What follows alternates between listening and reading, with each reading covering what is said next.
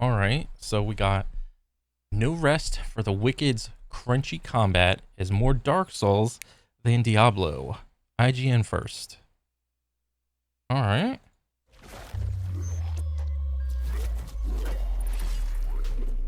No Rest for the Wicked sees Ori developer Moon Studios building an action RPG for the very first time. But despite its familiar isometric perspective, the project is very different from popular ARPGs like Diablo and Path of Exile. Combat in No Rest for the Wicked is deliberate and tactical, and every swing of the sword counts.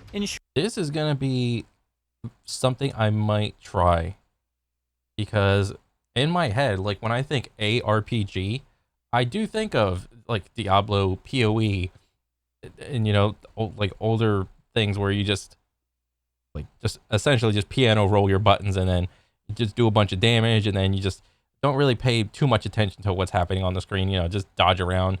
Don't stand in the bad, and essentially you can turn off your brain. But I do think this, I have never seen I don't know, like a Souls-like from like a top-down perspective game that do this. Short, if you like the nail-biting experience of Dark Souls boss battles, then it looks like Moon Studios may be making your next favourite game. To learn more about No Rest for the Wicked's deep battle systems, we spoke to two of its developers, who gave us a deep dive on their ambitions for combat and the ideas behind the game's first terrifying boss. Alright. The major goal for our combat was to make it feel super visceral, right? And to make sure that we create a combat system where animations also really matter. When you press a button, then you get really satisfying swings and so on. It doesn't turn into spam, right? We wanted it to feel very visceral and tactical. Okay, what the hell does... Like, I keep hearing this word.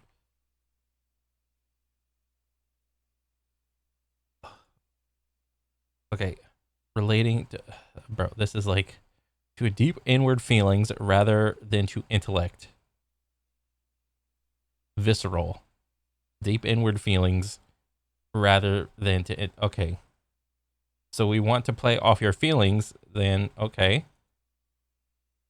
It's about making it feel a bit more personal, a bit closer, a bit more focused. So it's not this overflow of sensory information where you just cannot really tell what's going on screen, but you actually feel every single action of your character. It's up close, it's focused, it's not 20 enemies on screen all against you. It's encounter after encounter, and every single move matters. I actually like this because like the few Souls-like games that I have played, like I haven't played like, was it like Dark Souls 1 through 3, Sekiro, what else? Like I started Elden Ring, but then I stopped because like other games are coming out. So like in like just recent memory, like if I'm playing like Souls-like games, I played AC6, like the shit out of Monster Hunter, or like I played AC6 like 3 times. And I thought those were both like really cool games, and I don't know, I like I'm figuring out how to play them. I'm figuring out the game loops. Whenever you play like these games, it's like you're not gonna beat the boss on the first try most of the time. It's not uncommon to take like 10, 20, 30, 40 plus tries just on a boss to like figure out the moves, figure out where you can punish, figure out what his tail is in the beginning, to figure out where to dodge, and or if you got a shield, just block and whatever. So it took me a while to figure out the game loop of Souls-like games. So I think with a little more experience, I should be good. I think I'm like okay. I'm probably just like a casual still, but I understand like the concept of any given boss will have 15 to 20 moves.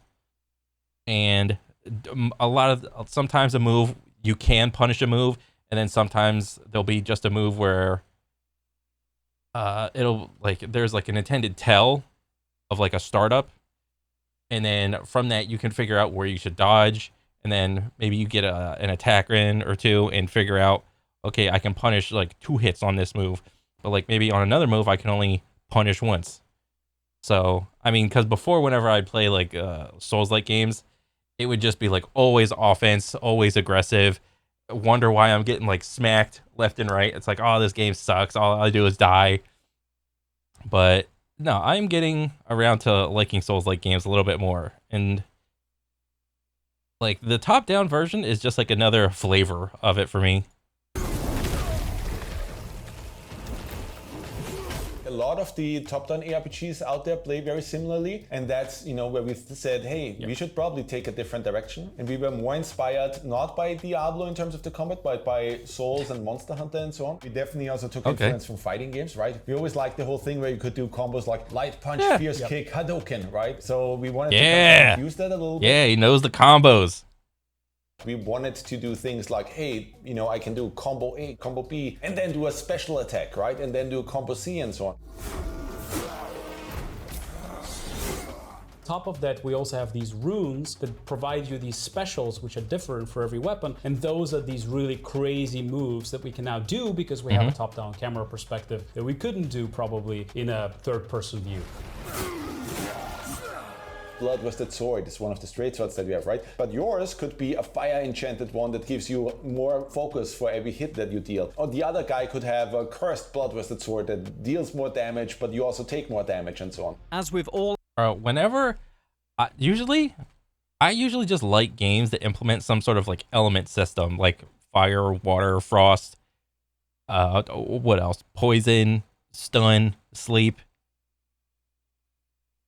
Like, I usually dig the games that incorporate that because it allows for, like, at least, like, just, if not, like, many, but at least, like, one extra layer of, I don't know, intricacy or combat, like, understanding. Of, like, oh, there's, like, a boss that looks like he's made of ice. Probably shouldn't use an ice weapon. Probably should use, like, a fire weapon. Or something like that. I don't know. I just like elements in games. And maybe it's, like a little cheap thing to like just stick in and be like, okay. But I don't know. I'm a sucker for like element damage and shit. all action RPGs, Battle in No Rest for the Wicked isn't just a case of hammering the attack button. There's multiple character elements to take into consideration at all times, including health, your magic resource, and stamina. When we came up with the boss fight, you know, the idea is that it shouldn't feel like you're just running around and spamming all the time, but it's more strategic and tactical, and that is where the stamina system comes in. Very tactical that way, right? Where you actually have to consider, hey, will I deal that hit still, and do I then have enough stamina if the enemy counters that I can actually dodge away from that next hit and so on? Yeah. We don't have a mana system. We wanted to come up with something where, well, you don't have this resource that just depletes and then you need to drink a potion to fill it back up again, right? We wanted that to be more dynamic. So our focus kind of like increases as you play better in combat, right? Yeah, like up here, there's like 3 bars. Like, I guess this is the red bar for your health. There's like maybe a stamp thing, but I don't know what this orange bar is. Or I have no idea if the white bar is your health and like the red bar is something else. But this bar got numbers, so I don't really know. Right, like you get focus. And that's the resource that you use to actually perform these rune specials.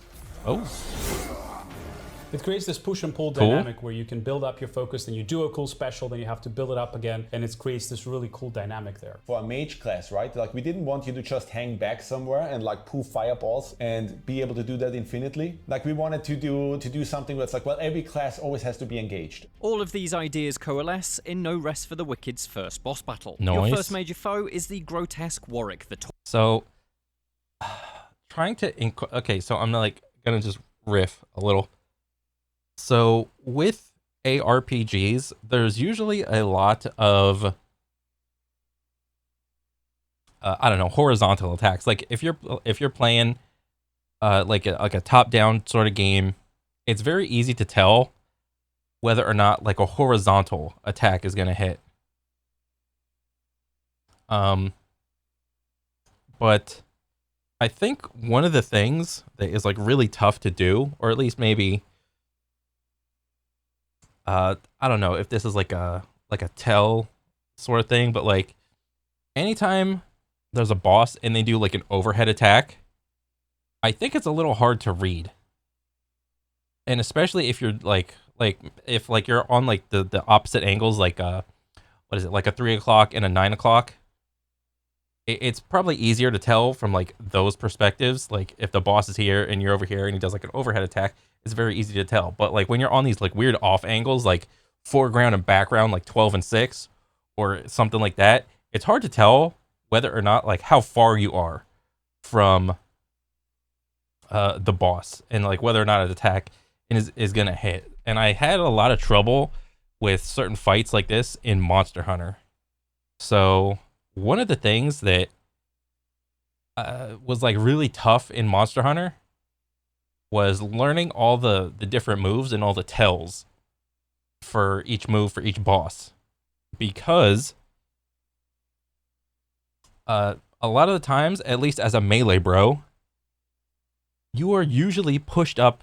I mean, I don't know. For me, I was like pushed up against the boss a lot, trying to attack either like the forelegs, the head, or like the hind legs or the tail or whatever. And sometimes the tells for some of the moves would occur like on the top half of the monster. But since I'm so pushed up against the boss, I couldn't see the tell, which sometimes resulted in me like getting smacked and like flying back or whatever. It's like, oh god dang it. But the thing with this game is that the bosses aren't so like massively big. All the bosses are like they're reasonably sized, and you can tell all the like the giveaways for like the moves that they're going to do.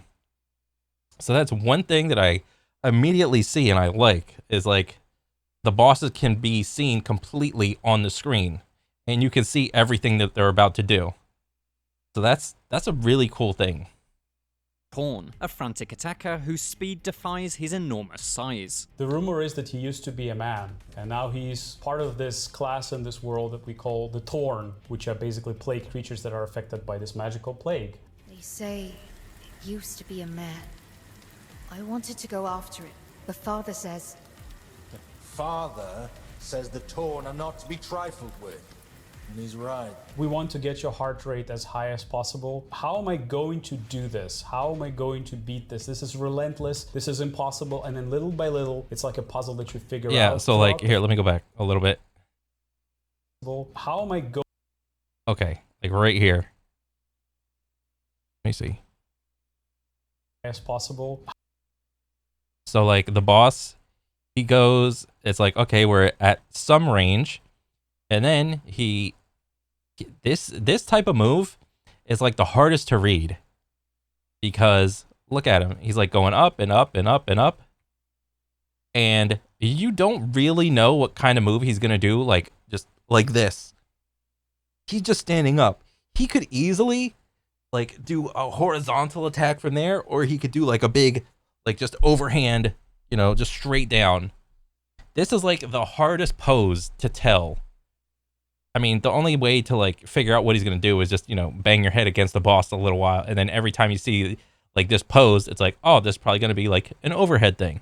So like he whips his head back and then it ends up being just an overhead strike. And what the thing that I said before is like, it's hard to tell the distance whenever there's like some sort of a 12 o'clock to 6 o'clock attack. It's like, you can't tell really how far it'll go. So like that shit looked like it hit all the way over here. Like it's a massive, just like overhand, just goes super far. So what do you do to counter that? You know, you'll just learn, you know, just dodge left or dodge right. At the end of the day, boom. Going to do this? How am I going to beat this? This is relentless. This is impossible. Yeah, like, and on this one, let me go back. Going to do this? How? Let me see. Keep going, keep going. The boss winds up. Oh. Like, the sword came, like, all the way around.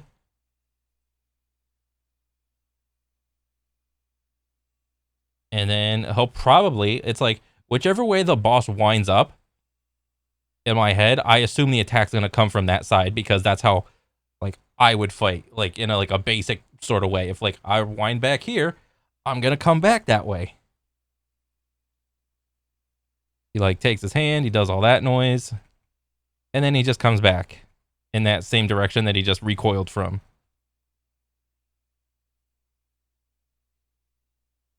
And I don't know how many like iframes this game has. Hopefully like a decent amount. You know, you can either just dodge through, dodge back, dodge forward. Bro, the one thing I fucking hate about these like Souls-like games is like whenever the boss has like a hitbox where the intended move that's supposed to hit you has a hitbox, but like let's say his leg also has a hitbox. Like let's say you dodge forward and you know the iframes go and then they stop. But oh my god, surprise, his leg also has a hitbox that you can get damage from. It's like, why does that even need to be there? Relentless, this is impossible, and then little by little it's like a puzzle that you figure out. Throughout the fight he is not just relentless, but he also creates distance from you, so he will jump back from you, or he would do the sword attack and he would kind of like roll back, which will... Bro, I hate monsters that like jump back from you. That's like, I hate that move. Even in Monster Hunter, monsters that just like jumped back from you, I was like, god damn it, I hate this shit. Work really nicely in multiplayer. My favorite part is when he gets angrier and he gets even more relentless and he starts jumping, and you have this really powerful fantasy thing where it's not just a creature that's on the ground, but he also has this crazy mobility, right, to get to you, and I think that's just terrifying. Warwick may be terrifying, but the guys at Moon Studios have some helpful advice for when you eventually face down this plagued monstrosity yourself. I have an amazing tip. You meet Fillmore the blacksmith early on, and when you talk to him, he will actually sell you some stuff. The scrap bombs that he sells, they're very good. Oh? He doesn't like fire. Giving out tips and tricks already? He really doesn't like fire, this Warwick guy. Fire is bad for him. Okay. That's cool. Bro, I think this game will be like a breath of fresh air for the like the ARPG genre. I think it'll be cool. To see the battle with Warwick in full, take a look at our No Rest for the Wicked gameplay video. And for even more from this beautiful new ARPG, be sure to tune in to Wicked Inside on March 1st. And stick with IGN throughout February, as we have plenty more details straight from Moon Studios. Nice. Yeah, I might just get this game, dude. This thing looks pretty freaking good. For sure. You know, it would be better.